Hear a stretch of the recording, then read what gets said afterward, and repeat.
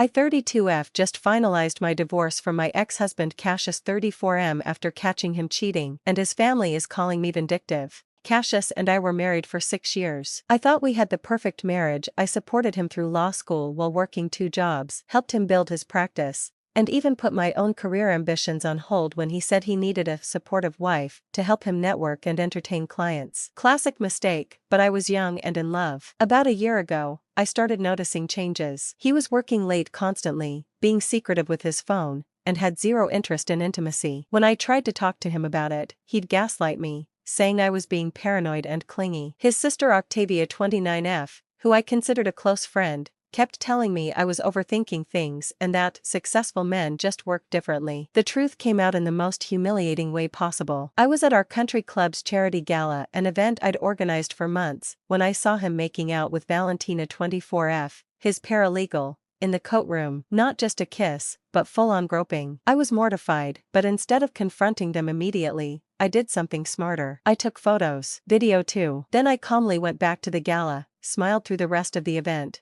and started planning my revenge. Here's what I discovered when I hired a private investigator. They'd been having an affair for over a year. He'd been taking her on business trips that I'd helped him pack for. He'd bought her jewelry with our joint credit card. Worst of all, he'd already started moving marital assets, thinking I was too naive to notice. But here's the thing, I wasn't the helpless housewife he thought I was. I'd been slowly getting back into my career in financial planning, and I knew exactly how to protect myself. I sent the photos and evidence to his entire extended family group chat during their big Sunday dinner. His very traditional Catholic mother Cordelia was horrified. His father, who's also a lawyer, immediately knew how much trouble Cassius was in legally. I reported him to the state bar for the misuse of firm resources and for the ethical violations of his affair with a subordinate. His reputation in our small legal community is now trash. Since I had proof of cheating and asset hiding, I got the house, 70% of our savings, his vintage car collection, which I promptly sold, and generous alimony. His lawyer tried to paint me as a gold digger,